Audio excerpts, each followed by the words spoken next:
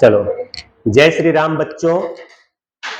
Question number 10, final account का पहला question, question number 10। चलो देखो, टिक भी कर लेना आप लोग कुछ चीजें। Page number 152।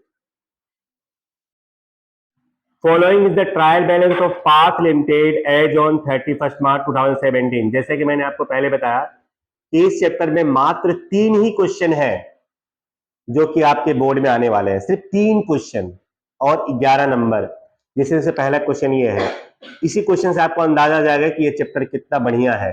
ठीक है, तो देखो आप लोगों को सेल्स दिया हुआ है, तो सेल्स कौन से स्टेटमेंट में आएगा? प्रॉफिट एंड लॉस स्टेटमेंट में आएगा। सेल्स किस में आएगा? प्रॉफिट एंड लॉस स्टेटमेंट में। इंप्लॉइज बेनिफिट एक्सपेंस, ये भी किस में आएगा? पीएनएल में आएगा। लिखना हो तो लिख लो पीएनएल, पीएनएल और BS, balance sheet.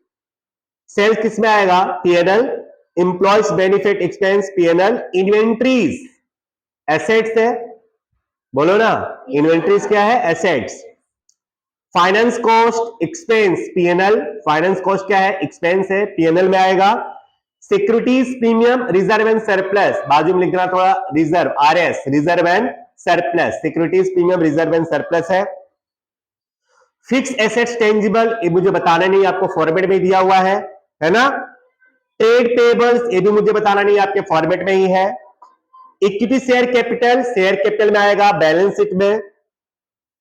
Trade receivables, ये भी आपके फॉर्मेट में ही, एसेट्स में आएगा। अदर इनकम आपके फॉर्मेट में ही है, पीएनएल में आएगा। Long term borrowings balance sheet में, फॉर्मेट में ही है। कैश एंड बैंक बैलेंस, ये आपके एसेट्स में आएगा। फिर डेप्रिसिएशन पीएनएल एक्सपेंस है। कॉस्ट ऑफ गुड्स सोल्ड, ये एक्सपेंस है, पीएनएल में आएगा। लास्ट नॉन करंट इन्वेस्टमेंट आपके बैलेंस शीट में ही है, और कोई भी एडजस्टमेंट नहीं है बच्चों, बराबर। चलो, बहुत ही प्यारा सा क्वेश्चन है, स्टार्ट करते हैं। जो चीज, जैसे कि मैंने आपको बताया, जब आप इस चैप्टर का क्वेश्चन सॉल्व करने स्टार्ट करोगे तो पहले आप है ना, बैलेंस शीट का पूरा फॉर्मेट लिख ही देने का, 20 स्लाइड आपको लिख ही देना है, कुछ सोचना नहीं है, क्योंकि ना तो इससे कम ना तो इससे ज्यादा कुछ आएगा।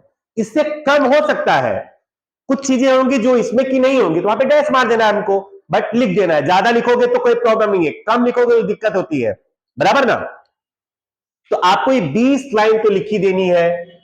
1 2 3 4 5 6 7 8 और 9, यहां पे होता है ना 10 11 12 13 14 15 16 17 18 19 और 20।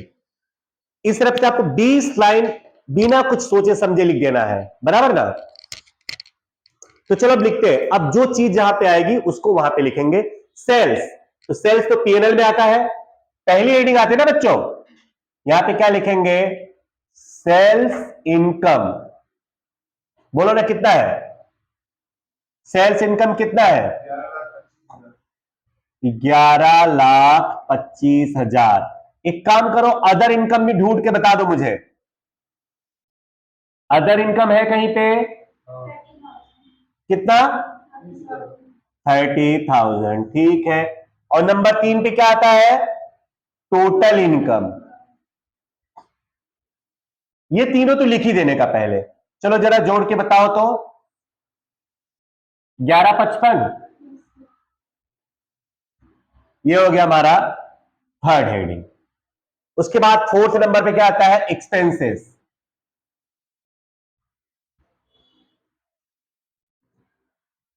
चलो अब स्टार्ट करते हैं। जो चीज जहां पे आएगा उसको वहां पर लिखेंगे। चलो, सेल्स तो हमने लिख दिया, अदर इनकम लिख दिया, इंप्लॉई बेनिफिट एक्सपेंस, ये किसमें आएगा बोलो? एक्सपेंसेस में आएगा, तो यहां लिख दो एम्प्लॉय बेनिफिट एक्सपेंस। कितना है बच्चों? 1,95,000। उसके बाद क्या है? इन्वेंट्रीज। इन्वेंट्रीज कहां आएगा बताओ? एसेट्स में। आपको पहले 20 लाइन तो लिख ही लेना है, फिर जो चीज दी गई वहां पे आप लोग देना। इधर इन्वेंट्रीज कितना दिया हुआ है? 1,65,000।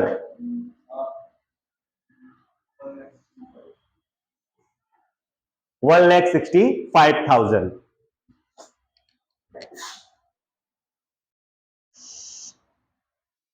लाओ नहीं।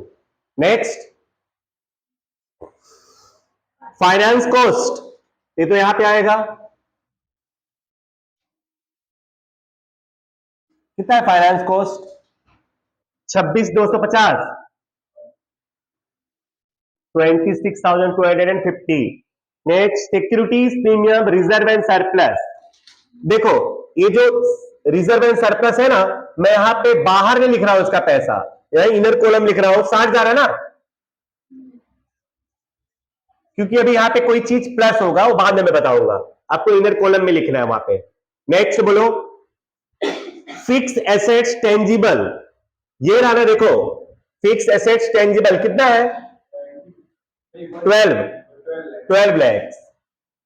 तो यहां पर लिख दो 12 लैक्स। नेक्स्ट, उसके बाद ट्रेड पेबल से क्या? 90,000। ये देखो ट्रेड पेबल्स करंट लायबिलिटीज में आता है, उसके सामने लिख दो 90,000। नेक्स्ट, इक्विटी शेयर कैपिटल 750, ये रहा। फर्स्ट हेडिंग में आएगा शेयर होल्डर्स फंड में कितना है भाई? 750, 7,50,000। नेक्स्ट, ट्रेड रिसीवेबल्स एसेट्स में आएगा, करंट एसेट्स में कितना है? 60, बोलो। नेक्स्ट, अदर इनकम हो गया। लॉन्ग टर्म बोरोइंग्स, ये रहा नॉन करंट लायबिलिटी में पहले नंबर पर। लॉन्ग टर्म बोरोइंग्स कितना है? 5,25, 5,25,000। Next, cash and cash equivalent में आएगा 90,000। नेक्स्ट, डेप्रिसिएशन यहां पे आएगा एक्सपेंस में, कितना है depreciation? 33,750। Next, cost of goods sold यही आएगा, COGS, cost of goods sold कितना? 6 lakhs. Next, non current investment, ये रहा कितना है? 2,10,000। चलो बच्चों, सारी चीजें हमारी हो गई। अब उसके बाद आप देखो कि बैलेंस शीट में जो चीज नहीं है उसके सामने डैश मार दो। जैसे कि आप इधर देखो, शेयर कैपिटल तो है, रिजर्व एंड सरप्लस भी है, लॉन्ग टर्म बोरोइंग से, अदर लॉन्ग टर्म लायबिलिटी नहीं है ना, तो डैश। लॉन्ग टर्म प्रोविजंस नहीं है ना, तो डैश। समझो इधर करंट लायबिलिटीज में शॉर्ट टर्म बोरोइंग्स नहीं है तो डैश, अदर करंट लायबिलिटी नहीं है तो डैश, और शॉर्ट टर्म प्रोविजंस भी नहीं है तो डैश। अंडरस्टूड? एसेट्स में आ जाओ, इनटेंजिबल एसेट्स नहीं है तो dash, long term loan and advance नहीं है तो डैश, और अदर नॉन करंट एसेट्स नहीं है तो ये भी डैश, और short term loan and advance नहीं है तो डैश, और अदर करंट एसेट्स नहीं है तो डैश। बोलो कोई डाउट? कौन सा करंट एसेट्स? ए करंट इन्वेस्टमेंट नहीं, हाँ नहीं है तो डैश। क्लियर? कोई डाउट? चलो बच्चों, अब हम अकाउंट क्लोज करेंगे तो पहले हमको P&L, profit and loss statement close करना पड़ेगा। प्रॉफिट एंड लॉस स्टेटमेंट देखो, आपको तो टोटल इनकम दिया हुआ है। चलो एक्सपेंस को टोटल करो, तो एक्सपेंस जोड़ो, कितना होता है टोटल? टोटल एक्सपेंस कितना? 8,55,000। अच्छा, ये तो हो गया 4। फिफ्थ क्या होता है बच्चों? Profit before tax. Profit before tax, third में से फोर्थ को माइनस करते हैं ना। चलो तो 11,55 में से 8,55 माइनस करो, 3,00,000। फिर छठे नंबर पर हम लोग क्या माइनस करते हैं इसमें, less provision for tax. Question में कहीं दिया था टैक्स, नहीं दिया था, तो माइनस डैश हो जाएगा वो, तो कितना बचेगा 3,00,000। इसको क्या बोलोगे, प्रॉफिट आफ्टर टैक्स, इसी को बोलोगे ना, प्रॉफिट आफ्टर टैक्स। बोलो समझ पड़ा, तो इसी को बोलते हैं नेट प्रॉफिट। कौन सा प्रॉफिट, नेट। और प्रॉफिट जो होता है ना, जरा सुनो, प्रॉफिट जो आता है वो रिजर्व एंड सरप्लस में आता है। प्रॉफिट किधर आता है, रिजर्व एंड सरप्लस में, क्योंकि वो मालिकों का होता है ना प्रॉफिट। तो ये जो तुम्हारा रिजर्व एंड सरप्लस होगा ना, उसमें ऐड कर देने का। अगर कोई रिजर्व एंड सरप्लस जैसे 60,000 सिक्योरिटीज प्रीमियम दिया था, उसमें ऐड कर दो 3,00,000, तो ये रिजर्व एंड सरप्लस टोटल कितना हो जाएगा, 3,60,000। जरा इधर ध्यान दो, बाद में लिखो आप, चलो अब इधर ध्यान दो, आ रहा हूं 5 मिनट। अब देखो बच्चों, पहला हेडिंग हम पहले क्लोज करते हैं, चलो क्लोज करो, टोटल करो, तो आउटर में जाना है अब अपने को 11,00,000 पक्का। चलो तो अब दूसरा हेडिंग क्लोज करो, दूसरा हेडिंग क्लोज करोगे तो 5,00,000, कुछ बोल रहा हूं मैं आप लोगों को, अभी नहीं लिखो, 5,25। थर्ड हेडिंग क्लोज करो तो 90,000, क्लियर, चलिए 90,000 हो गया। अब इधर एसेट्स में पहली हेडिंग क्लोज करो 14,10,000, फिर लास्ट वाली हेडिंग क्लोज करो 165, 60 एंड 90, व्हाट 3,15,000।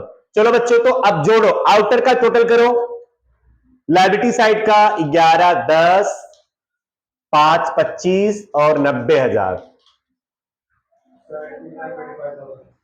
17,25,000। इसको भी जोड़ लो,